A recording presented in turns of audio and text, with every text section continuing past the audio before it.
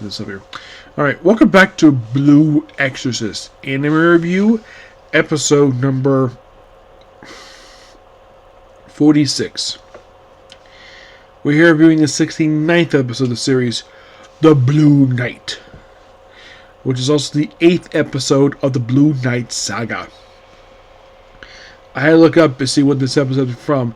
It adapted from chapters 115, 116, and the first 22 pages of 116.1. Yeah, so we begin pretty much where we left off last episode. The Blue Knight's beginning. There's an initial scene basically at the end of the episode where you have people from the High Temple where Bond and his family is from, and the big three from the show, Bond, Shizuku, and the other one who's not in the scene, but his mom's pregnant with him.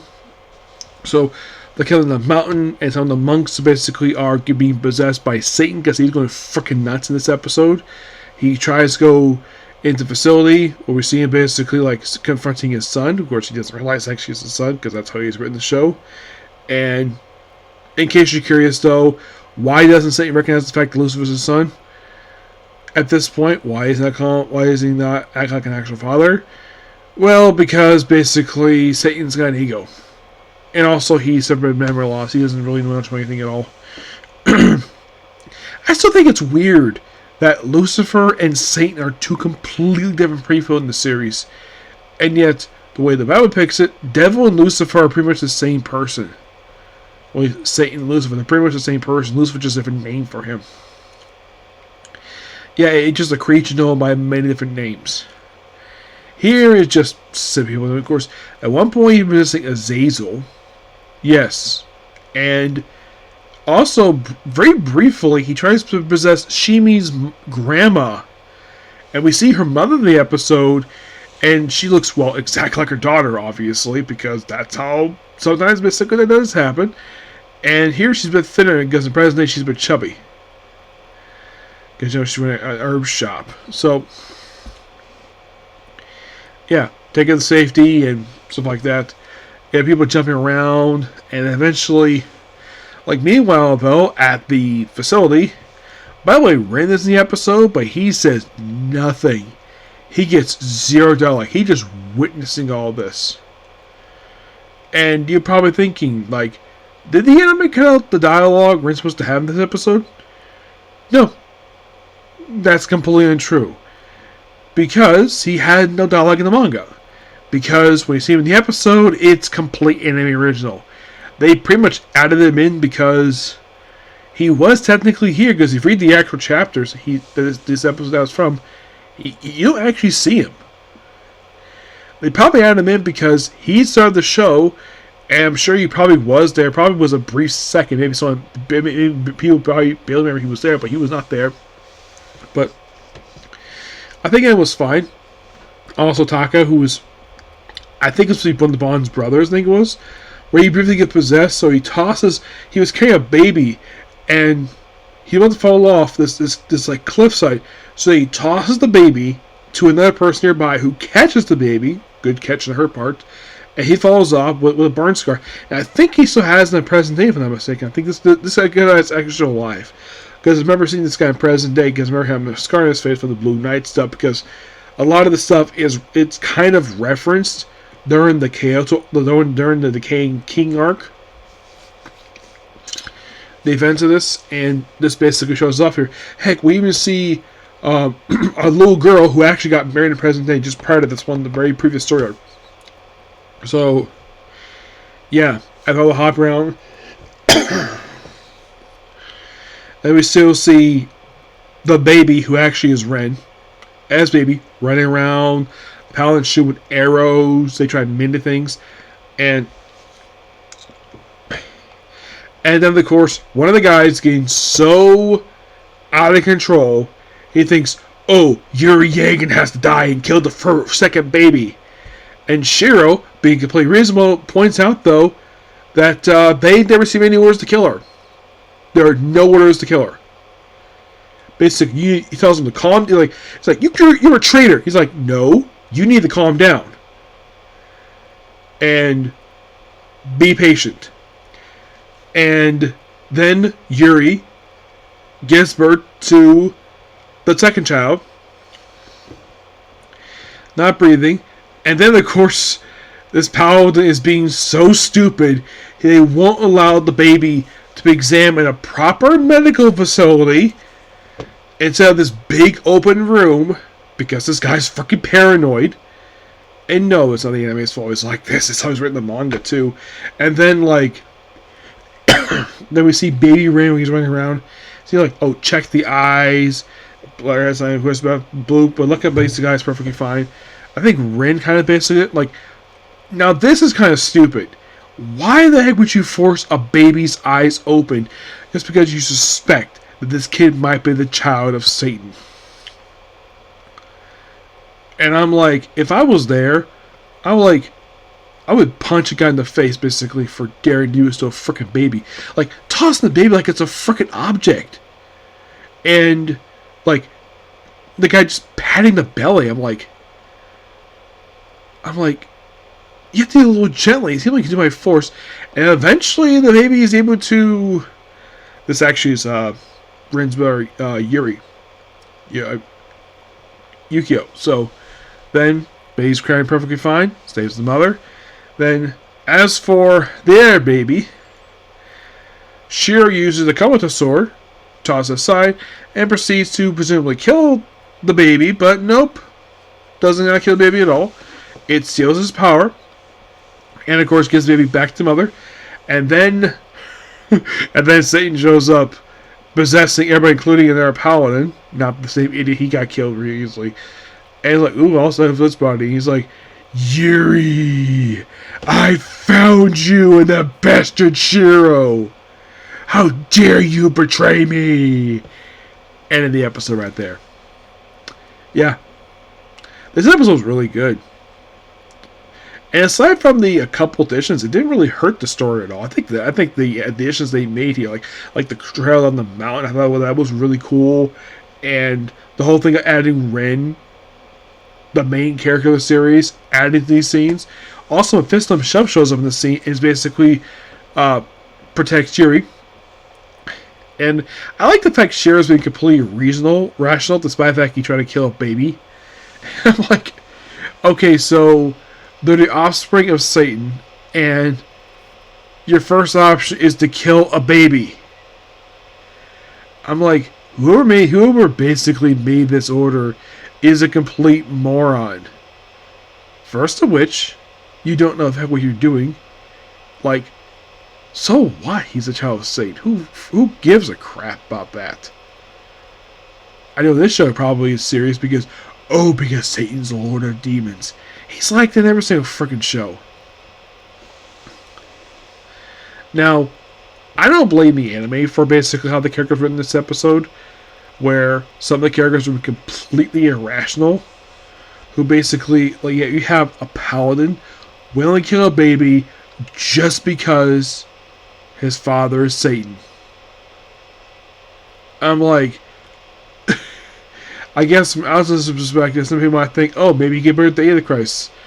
There's no mention of Antichrist in the show. Never. There's never mention of it. At all. Because even the writer realized, though, that concept was probably not useful for the show. But that's kind of how it is. So, if you don't believe how some of the extras in this episode are acting, it's not the anime's fault. Do not blame the anime for it. It is not their fault for them written like that. It's not the voice actor's fault. It is the fault of the manga. The original wrote it that way, so that's why they're acting that way. Alright, but it's a good episode. I like the episode. Just that, I'm like, this paladin guy, he deserves to be punched in the face. Or at least, basically, he also deserves to be burned by Satan because how much of a freaking jerk he is. And the fact that man's a massive dick. So, now we're on to the newest chapter of the manga from Blue Exorcist, Chapter 157 of One Cloth Venting. Yep. I kind of forgot to review this when it came out about 2 weeks ago. Yeah, I had completely forgot. So, here's what happens.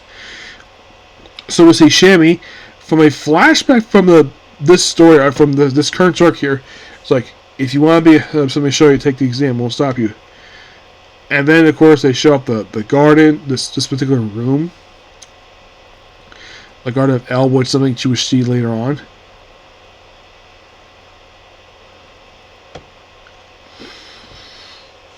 And it's the whole thing with the current Shimazia.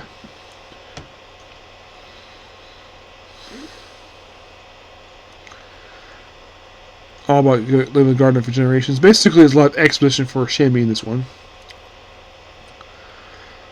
Apparently, because basically, like,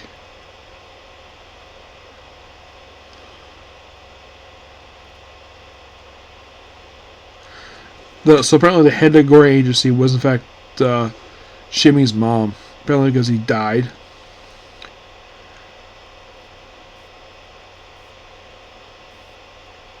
Hello, around you, I'll adore you. What are you, sexer?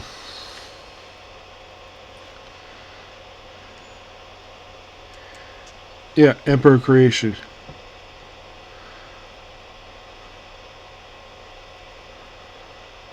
Yep. So, and then we pick up right where the last shot that come off.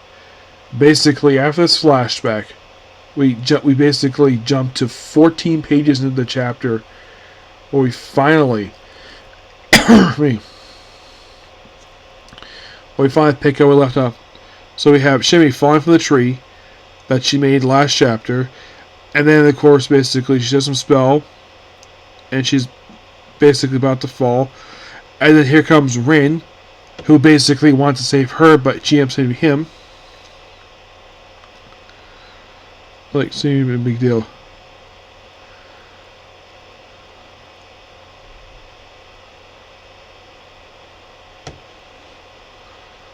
Jump by your wounds. Clench and fall. Don't worry about me. I heal fast. What about you? So you hate me? I think you let my hand earlier. Just, I didn't want to rip up your arm because of me. You're guilty. Choice protection. Power protect everyone, including you. Hey, wait, how's Nisha? Oh. Exactly. Yep. So, you trained for 2 years. Easy. She also got to become the power as far as possible. It's not to argue. I understand it's awesome. But isn't it? It's basically fake. Good enough. Yeah. I'm trying to save her mother. It's like, Shami, show your face. Okay. Who's the shrimp? Yeah, and you see her face? So we come see my. I was gone, now just me, if I fail. And I really hate about you. So knock it off. Some of the stuff. Now it is. So they hate about each other. Fine. So after all. Whoa. And of course basically now Ren's up it's like, come on, Jimmy. And of course then he jumps. Yeah, he's embarrassed. Yeah, she's embarrassed because basically she's in love with him. Just like he's in love with her. Thanks. Yep. You touch you, no, but I guess before we danced together, we slept next to each other. You hugged me. I carried you on my shoulders. Because I do like you, is that it? Or you're saying you like me? That's not that, because I do like you. That's why you get hurt, because you heard touch me. I like you. I don't want to say this. And then she's crying. In a way, what she's doing here, she's basically confirming her feelings for Ren. That he said to her a while back. But great chapter. Loved it. Though I have to wait now, like,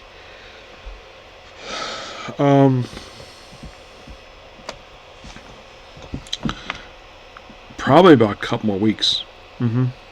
Yes. Let's see. Because they're going to release the first Monday of the month. So, my guess is perhaps wait till April 7th to finally get the next part here. Which I'll probably view at that point. Do I think Blue Exorcist at that point? let's see, 1, 2. I think it's going to be wrapped up by the 13th of April, which is 2 days before my birthday.